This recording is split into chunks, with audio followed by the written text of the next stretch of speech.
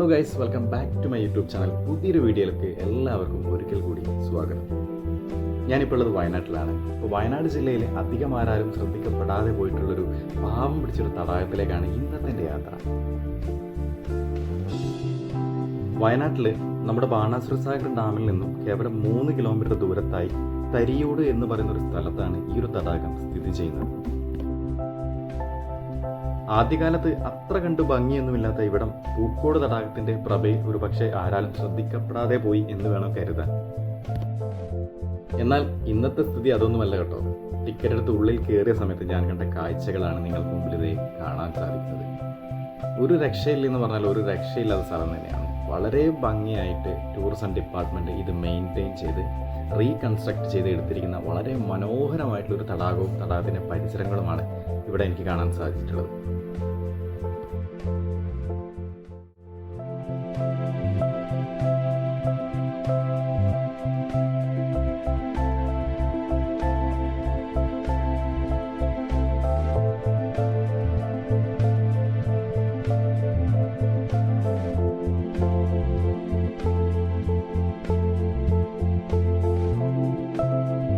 ഈ ഒരു തടാകത്തിന് ചുറ്റിലുമായിട്ട് ഒരു വാക്കിംഗ് വേ ഉണ്ട്. വളരെ വൃത്തിയായിട്ട് സിമൻറ്റ് കല്ലുകളൊക്കെ പാകി വളരെ ഭംഗിയായി നിർമ്മിച്ചിരിക്കുന്ന ഒരു നടപ്പാത. അപ്പോൾ ഈ നടപ്പാതയിലൂടെ ഈ തടാകം കണ്ടുകൊണ്ട് നമുക്ക് ഇങ്ങനെ നടക്കാൻ സാധിക്കും. പോകുന്ന വഴിക്ക് ചുറ്റുപാടിലുമായിട്ട് ചെറിയ ചെറിയ ഹട്ടുകൾ പറ്റുമൊക്കെ കാണാൻ സാധിക്കും.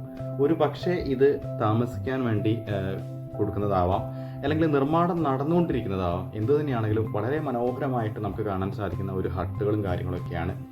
ഈ ഹട്ടിൽ നിന്ന് പുറത്തേക്ക് നോക്കുന്ന സമയത്ത് കാണാൻ സാധിക്കുന്നത് തടാകത്തിൻ്റെ മനോഹരമായിട്ടുള്ള വിഷ്വൽസ് ആണ്. വളരെ ഭംഗിയുള്ള ഒരു ഒരു കൺസ്ട്രക്ഷൻ എന്ന് വേണമെങ്കിൽ വിളിക്കാം. നമുക്ക് കപ്പിൾസായിട്ടും അതേപോലെ തന്നെ ഫാമിലി ആയിട്ടൊക്കെ വേണമെങ്കിലും വന്നുകൊണ്ട് താമസിക്കാനുള്ള സെറ്റപ്പ് ഭാവിയിൽ വരുമായിരിക്കും. അപ്പോൾ ഇവിടെ ഹൈ ലവ് കർലാട് എന്നുള്ള ഒരു ഫോട്ടോഷൂട്ട് പോയിൻ്റൊക്കെ ഉണ്ട്. ഇവിടെ ഇത്തരത്തിൽ ഒരുപാട് ഫോട്ടോഷൂട്ട് പോയിൻറ്റ്സും കാര്യങ്ങളൊക്കെ ഉണ്ട് കേട്ടോ. അതേമാതിരി തന്നെ ഓരോ സ്ഥലത്തും ഈ തടാകത്തിലേക്ക് ഇറങ്ങി നിൽക്കുന്ന ചെറിയ ചെറിയ നമ്മുടെ ബോട്ട് ജെട്ടി പോലുള്ള സംഭവങ്ങളൊക്കെ. ഇതിൻ്റെ പേര് കറക്റ്റ് എനിക്ക് അറിയാത്തത് കൊണ്ടാണ് ബോട്ട് ജെട്ടി എന്നൊക്കെ വിളിച്ചത്. അപ്പോൾ എന്തായാലും ഇതൊക്കെ നൈസാണ്. അപ്പോൾ അവിടെ ഓരോ സ്ഥലത്തും കയറി നിന്നുകൊണ്ട് നമുക്ക് ഈ തടാകത്തിൻ്റെ ഭംഗി ആസ്വദിക്കാം. ഇതിൽ എടുത്തു പറയേണ്ടത് പറഞ്ഞാൽ ചില സ്ഥലങ്ങളിൽ തടാകത്തിൻ്റെ നടുവിലൂടെ നമുക്ക് ക്രോസ് ചെയ്ത് പോകാൻ വേണ്ടിയിട്ട് ഇത് ഒരു ശരിക്കും പില്ലർ കൺസ്ട്രക്ഷൻ അല്ല, പകരം ഇതൊരു ഫ്ലോട്ടിംഗ് ബ്രിഡ്ജാണ്. നമ്മൾ ഈ കടൽപ്പുറത്തൊക്കെ ഉണ്ടാകുന്ന ഫ്ലോട്ടിംഗ് ബ്രിഡ്ജ് ഉണ്ടല്ലോ, അപ്പോൾ അതിനേക്കാളും അഡ്വാൻസ് ആയിട്ടുള്ള ഒരു ഫ്ലോട്ടിംഗ് ബ്രിഡ്ജാണിത്. അപ്പോൾ ഇതിലൂടെ നടക്കുന്ന സമയത്ത് ഒരു പ്രത്യേക രസമാണ്. ചുറ്റിലുമായിട്ട് ആമ്പൽപ്പൂവും അതിൻ്റെ ഇലകളൊക്കെ ഇങ്ങനെ കാണുന്ന സമയത്ത് വല്ലാത്തൊരു സീനിക് അടിപൊളിയായിട്ടുള്ളൊരു എക്സ്പീരിയൻസ് ആണ് ഈ ഒരു കർലാട് ലേക്ക് എനിക്ക് തന്നിട്ടുള്ളത്. അപ്പോൾ അങ്ങനെ ഈ തടാകത്തിന് ചുറ്റിലുമായിട്ടും പിന്നെ അതേപോലെ തന്നെ തടാകത്തിൻ്റെ നടുവിലൂടെയൊക്കെ നമുക്കിങ്ങനെ നടക്കാൻ സാധിക്കും.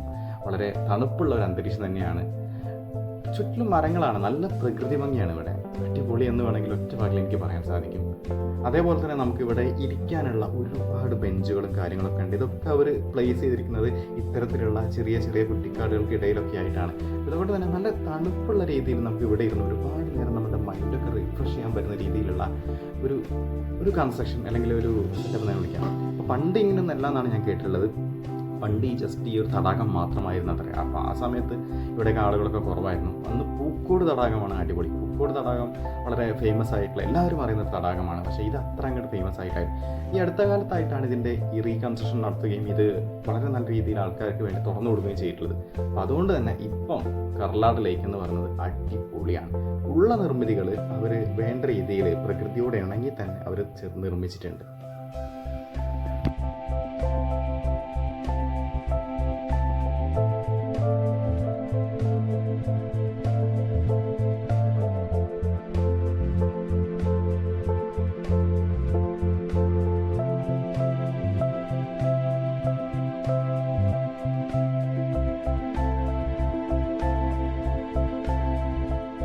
ഈ ഒരു കർലാട് ലേക്കിന് മറ്റൊരു പ്രത്യേകത കൂടി ഉണ്ട് കേട്ടോ. ഇത് കേരളത്തിലെ ഏറ്റവും വലിയ 2ാമത്തെ ശുദ്ധജല തടാകമാണ്.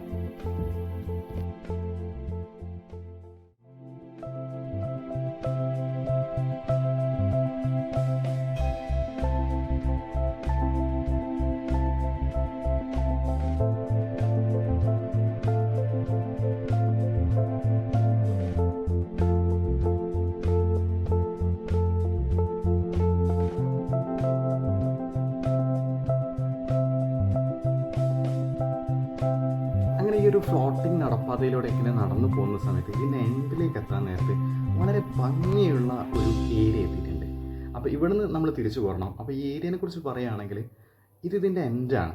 അതായത് നമ്മളിങ്ങനെ പോയിട്ട് ആ ഒരു ഫ്ലോട്ടിംഗ് ബ്രിഡ്ജ് ഇരുഭാഗത്തേക്കും രണ്ടായി തിരിഞ്ഞിട്ട് ചുറ്റി വളഞ്ഞു വരണം. അപ്പം നടുവിലായിട്ട് കുറച്ച് ആംബുലൻസും കാര്യങ്ങളൊക്കെ, അതിൻ്റെ ഇടയിൽ കൂടെ ഈ ഒരു ബ്രിഡ്ജ്, ഇതിൽ നിന്നും കൂടി നമുക്ക് ഫോട്ടോ എടുക്കുന്ന സമയത്തൊക്കെ ഭയങ്കര ഭംഗിയാട്ടോ. അപ്പോൾ നല്ല ക്ലൈമറ്റ്, രാവിലെയും വൈകിട്ടൊക്കെ ആണെങ്കിൽ വളരെ നല്ല വിഷ്വൽസ് കിട്ടും. വളരെ സൂപ്പറായിട്ടുള്ള ഒരു സെറ്റപ്പ് തന്നെയാണിത്. ഇതെനിക്ക് വല്ലാണ്ട് ഇഷ്ടപ്പെട്ടു ഇവിടെ പോയ സമയത്ത്. കാരണം നമ്മളവിടെ നിന്ന് ഫോട്ടോ എടുക്കുന്ന സമയത്ത് നമ്മുടെ ചുറ്റിലെ ആമ്പലും കാര്യങ്ങളൊക്കെ, ഇപ്പോൾ ആമ്പലൊക്കെ വിരിഞ്ഞിരിക്കുന്ന സമയത്താണെങ്കിൽ നിങ്ങൾ ആ സെൽഫി എടുക്കുമ്പോഴുള്ള വിഷ്വൽസ് ഒന്ന് ആലോചിച്ച് നോക്കിയാൽ എന്തുമാത്രം ഭംഗിയുണ്ടാവും. എന്തായാലും ഞാനൊരു ഉച്ച സമയം ആയതുകൊണ്ട് ഒരുപാട് ഫോട്ടോസൊന്നും എടുക്കുന്നതിന് എടുത്ത ഫോട്ടോസൊക്കെ കിട്ടില്ല എന്ന് വേണമെങ്കിൽ പറയാം. അത്രയ്ക്കും അടിപൊളിയായിരുന്നു.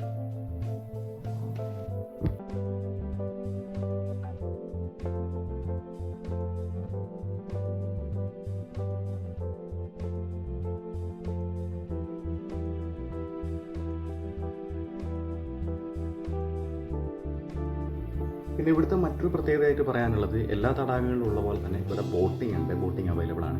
ബോട്ടിംഗ് എന്ന് പറയുമ്പോൾ വ്യത്യസ്ത തരത്തിലുള്ള പെഡൽ ബോട്ടുകളും അതേപോലെ തന്നെ സ്പീഡ് ബോട്ടുകളും എന്താ പറയുക തുഴയാൻ സാധിക്കുന്ന ബോട്ടുകളും, അങ്ങനെ പലതരത്തിലുള്ള ബോട്ടിംഗ് സെറ്റപ്പുകൾ ഇവിടെ ഉണ്ട്.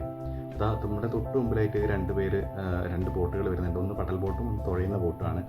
അപ്പോൾ ആ തുഴയുന്ന ബോട്ട് നോർമലാണ് പോകുന്നത്, പക്ഷേ ചവിട്ടുന്ന ബോട്ടിൻ്റെ കൺട്രോൾ പോയിട്ട് അവരിപ്പം പോയി ഇടിക്കുമായിരുന്നു. ഇപ്പോൾ ഇടിക്കാതിരിക്കാൻ വേണ്ടി അയാൾ പരമാവധി സ്പീഡിൽ ചവിട്ടി എങ്ങനെയൊക്കെയോ കഴിച്ചിലായിട്ടുണ്ടെങ്കിലും നമുക്കൊരു ടൈറ്റാനിക് ദുരന്തം കാണാൻ സാധിക്കുമായിരുന്നു.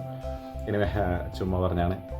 അപ്പോൾ ഇതൊക്കെയാണ്. അപ്പോൾ ഇത്തരത്തിലുള്ള ബോട്ടുകളല്ലാതെ ഇവിടെ മറ്റൊരു പ്രത്യേകത എടുത്ത് പറയാനുള്ളത്, ഇവിടെ ബാംബൂ റാഫ്റ്റിംഗ് ഉണ്ട്. ബാംബൂ റാഫ്റ്റിംഗ് എന്ന് പറയുമ്പം നമ്മുടെ മുള കൊണ്ട് കെട്ടിവെച്ച ചങ്ങാടങ്ങളിൽ സഞ്ചരിക്കാൻ വേണ്ടി സാധിക്കും.